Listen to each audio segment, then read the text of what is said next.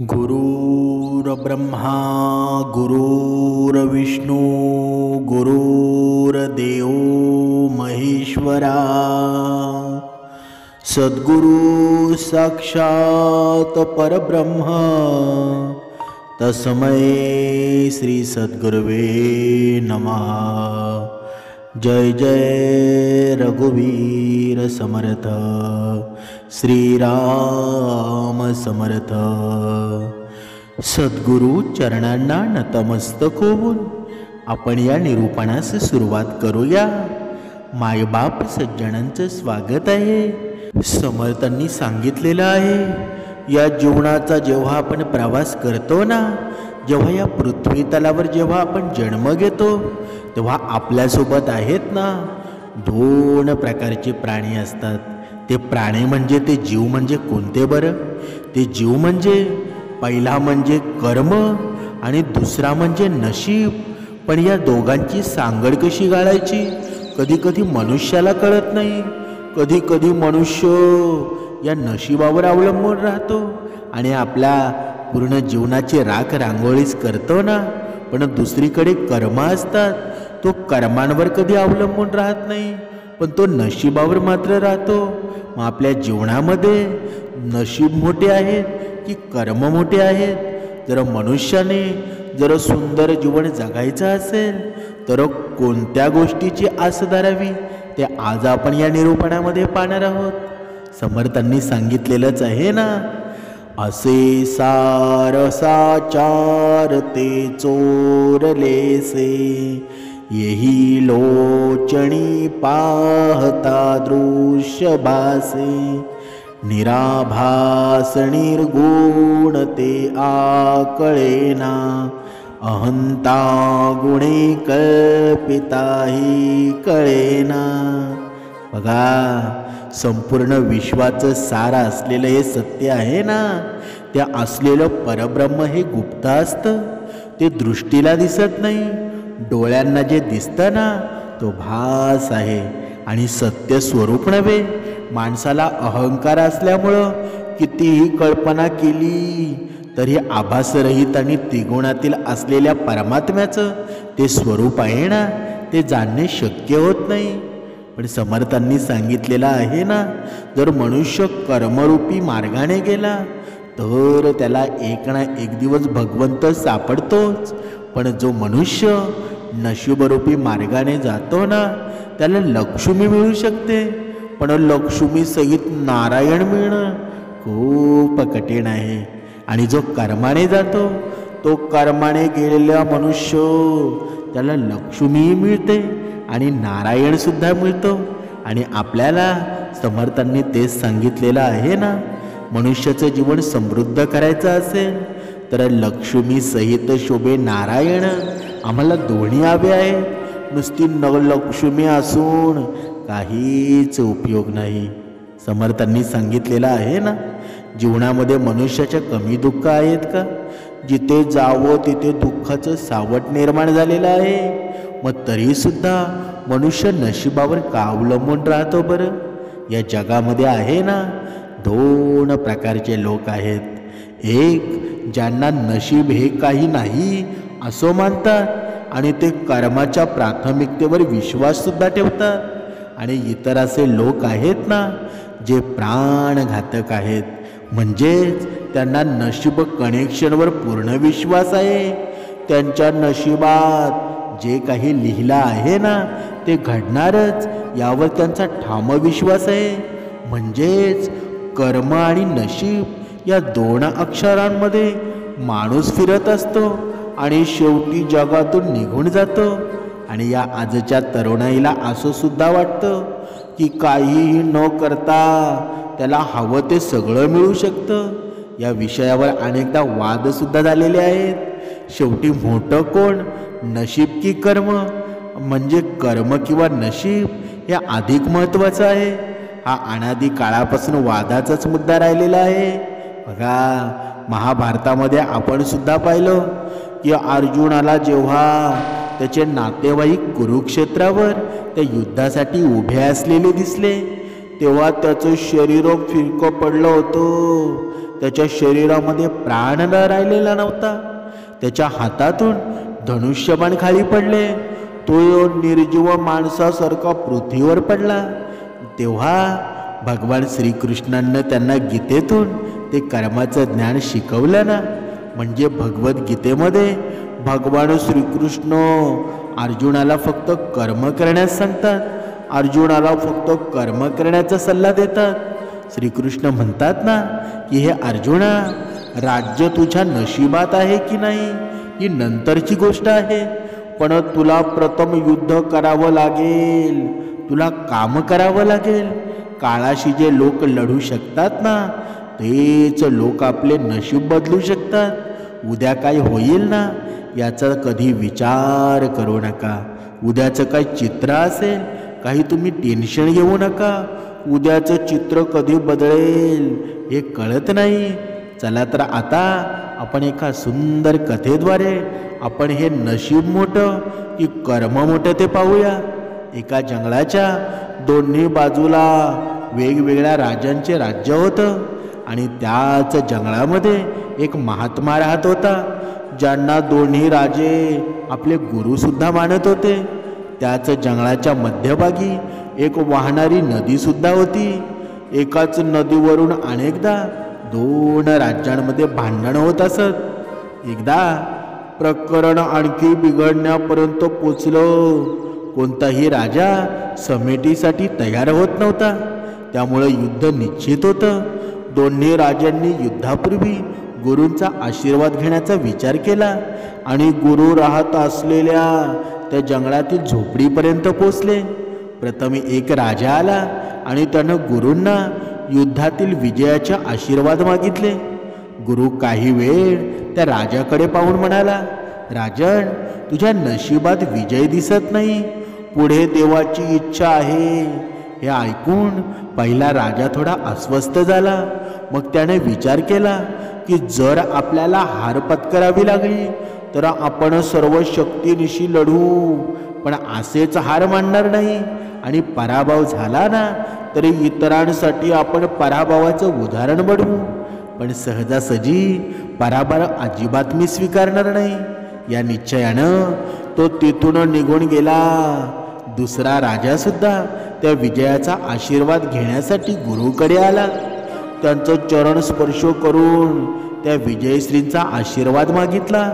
महात्म्यांनी काही वेळ त्याच्याकडे बघत म्हणाला की बेटा, नशीब तुझ्या पाठीशी आहे. हे ऐकून राजाला खूप आनंद झाला आणि तो युद्ध जिंकल्यासारखा निवांत परतला. शेवटी युद्धाचा दिवस जवळ आला आणि दोन्ही सैन्य समोरासमोर आली आणि युद्धाचा बिगुल वाजला. युद्ध सुरू झालं.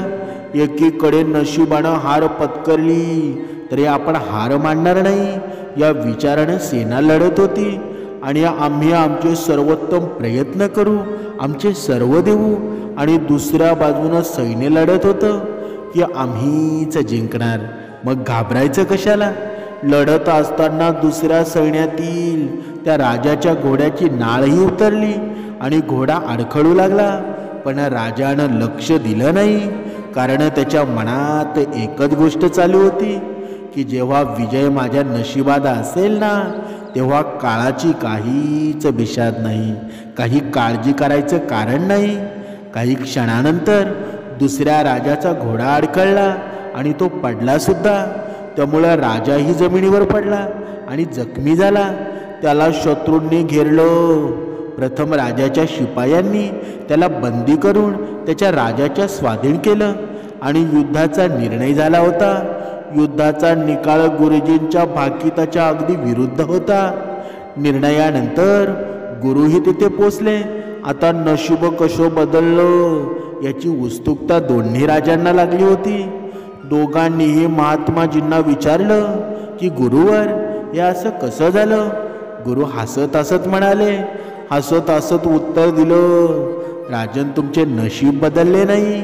तो त्याच्या जागी बरोबर आहे, पण तुम्ही बदललात. विजयी राजाकडे बोट दाखवून ते म्हणाले की आता राजन, संभाव्य पराभवाची बातमी ऐकून तुम्ही रात्रंदिवस एक केलात. सर्व काही विसरून परिणाम काहीही असो मी हार मानणार नाही असा विचार करून तुम्ही प्रचंड तयारीमध्ये गुंतलात. तुम्ही स्वतः सर्व गोष्टींची काळजी घेतली. प्रत्येक रणनीती स्वतः बनवत होता. तर पूर्वी तुमची योजना आहे ना, सेनापतीच्या मदतीने युद्ध लढायची होती. आता गुरु पराभूत राजाकडे बोट दाखवत म्हणाले की राजन, तुम्ही युद्धापूर्वीच विजयाचा आनंद साजरा करू लागला होता. तुम्ही तुमच्या घोड्याची नाळेचीही काळजी घेतली नाही. मग तुम्ही एवढ्या मोठ्या सैन्याचं व्यवस्थापन कसे कराल बरं? आणि त्यांना कार्यक्षम नेतृत्व कसे देणार बरं? आणि जे घडलं ना, ते घडण्यासाठीच लिहिलं होतं. नशीब बदललं नाही, पण त्यांच्या नशिबात जे लिहिलं होतं ना, त्याच्यानं व्यक्तिमत्व बदललं. मग बिचारे नशीब काय करणार? कर्माचं चुंबक हेच असतं ना, जिथे लोखंडासारखं नशीब खेचलं जातं. हा धडा या कथेतून मिळतो ना, की आपण नशिबावर अवलंबून नसतो, आपण आपल्या नशिबाचे निर्माते आहोत. काम करणाऱ्यांना नशीब सुद्धा साथ देतं, हे खरंच आहे ना. म्हणून खडबडीत दगड तो गुळगुळीत करण्यासाठी आपल्याला तो दगड दररोज घासावा लागतो. त्याचप्रमाणे जीवनात आपण कोणत्याही क्षेत्रामध्ये किंवा स्तरावर असलो ना, तरी निकालाची चिंता न करता आपले काम निरंतर केलं पाहिजे. नशीब आणि कर्म यांचा अतूट संबंध कसा आहे ना, ते श्री हरी विष्णू आणि तुलसीदास यांनी सुंदर वर्णन केलेलं आहे. नशीब आणि कर्म अधिक चांगल्या प्रकारे समजून घेण्यासाठी बघा, पुराणात सांगितलेल्या एका कथेद्वारे समजून घेऊ. एकदा देवर्षी नारद मुनी वैकुंठ धामाला गेले आणि तेथे त्यांनी विष्णूंना नमस्कार केला. आणि श्रीहरी विष्णूंना सांगितलं, हे देवा, आता पृथ्वीवरील तुमचा प्रभाव कमी होत आहे. जे सदाचाराच्या मार्गावर चालतात ना, त्यांना चांगलं फळ मिळत नाही, आणि जे पाप करतात त्यांना सर्व चांगलंच मिळत असतं. तेव्हा श्रीहरी विष्णू म्हणाले, जे काही घडत आहे ना, ते प्रारब्धामुळे घडत आहे. देवर्षी नारद मुनी म्हणाले, भगवंता, ही सर्व पृथ्वी पाहून मी येत आहे. पाप्यांना चांगलं फळ मिळत आहे, आणि जे चांगले कर्म करतात ना, धर्माच्या मार्गाने चालतात, त्यांना वाईट फळ मिळत आहे. श्रीहरी विष्णू म्हणाले, नारदा, तू पाहिलेली अशी कोणतीही घटना मला सांग. मग देवर्षी नारद म्हणाले, आता मी पृथ्वी लोकांच्या जंगलातून आलो आहे. मी पाहिलं की एका दळदळमध्ये एक गाय अडकली होती. त्याला कोणी वाचवणारे नव्हते. तेवढ्यात एक चोर तिथून जात होता. गाय अडकलेली पाहून चोर तिथे थांबला नाही. उलट त्यानं तिच्यावर पाऊल ठेवलं आणि दळदळ पार केली आणि पुढे निघून गेला. आश्चर्य तेव्हा घडलं जेव्हा चोर पुढे गेला आणि त्याला सोन्याच्या नाण्यांनी भरलेली पिशवी सापडली. काही वेळानं तिथून एक वृद्ध साधू निघून गेला. ती गाय दळदळमध्ये अडकलेली पाहून त्यांनी तिला वाचवण्याचा आटोकाट प्रयत्न केला. साधूनं संपूर्ण शरीराचं बळ वापरून त्या गायीला वाचवलं. पण मी पाहिलं की गायीला दळदळीतून बाहेर काढल्यावर साधू पुढे पुढे गेल्यावर तो एका खड्ड्यामध्ये पडला.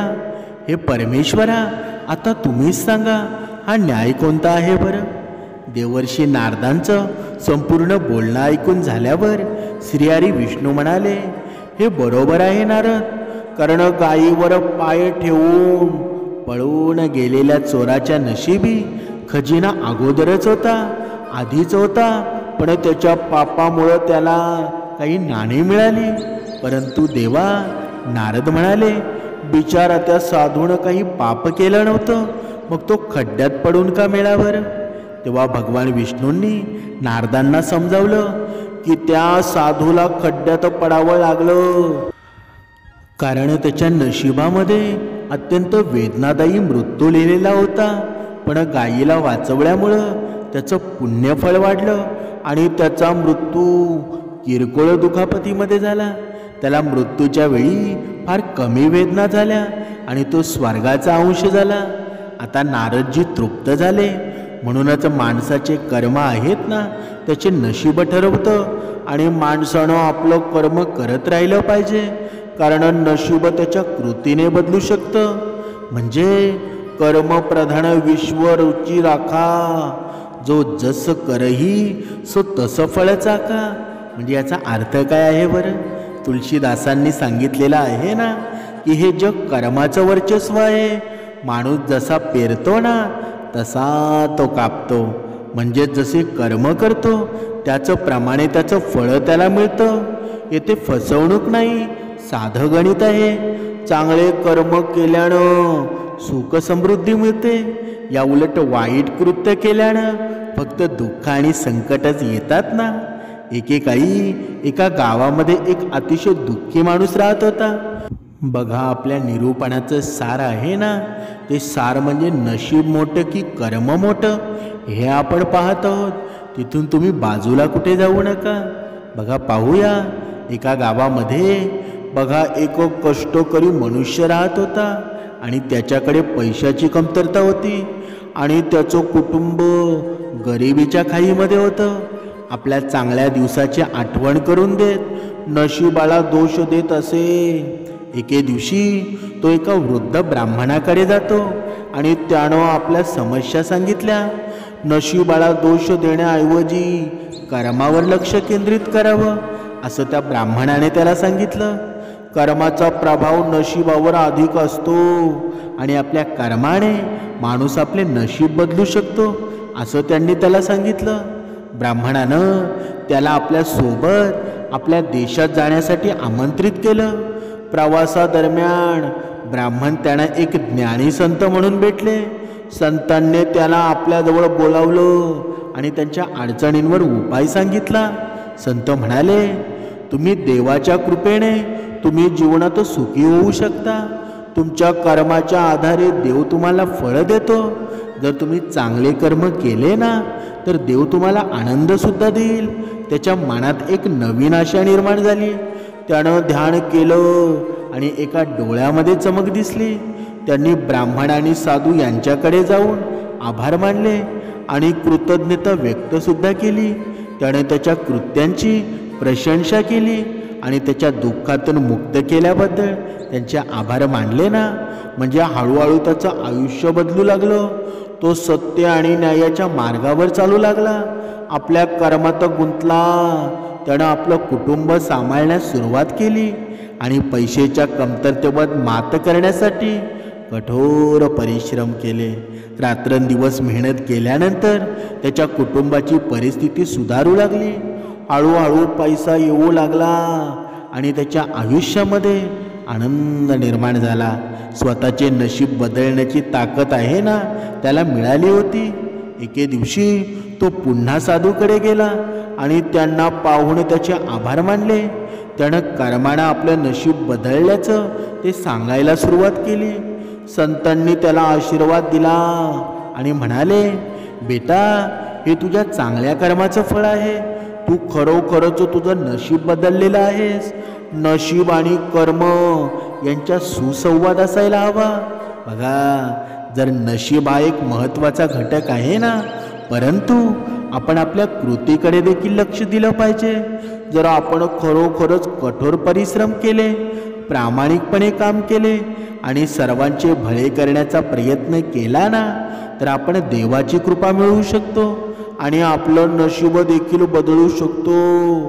बघा, या सर्व कथेचं तात्पर्य काय आहे बरं? ही कथा आपल्याला काय शिकवते की नशीब आणि कर्म आहेत यांच्यात अतूट संबंध आहे. आपण कठोर परिश्रम केले पाहिजेत, चिकाटीनं वागलं पाहिजे आणि संघर्षात टिकून राहिलं पाहिजे. आपण आपल्या कर्मावर विश्वास ठेवायला हवा आणि वेळेनुसार योग्य संधीचा आदर करायला हवा. पण आपण असं करतो का बरं? म्हणून नशिबावर अवलंबून राहू नका. स्वकर्तृत्वावर करायला शिका. स्वकर्तृत्वावर कष्ट करायला शिका. कारण घामाने कमावलेला पैसा आहे ना तो कधीच वाया जात नाही. तुमच्या जीवनामध्ये आनंदच निर्माण करेल. म्हणून कोणत्या गोष्टीवर चमत्कारावर विश्वास ठेवू नका. जीवनामध्ये जे काही दिलेलं आहे ना भगवंतानं ते सुख मानून आपला दिनक्रम करा, मेहनत करा, भगवंताचं नामस्मरण करा, जीवनामध्ये 2 वेळची उपासना करा. भगवंताच्या कृपेनं तुमच्या जीवनामध्ये कल्याणच होईल. जय जय रघुवीर समर्थ.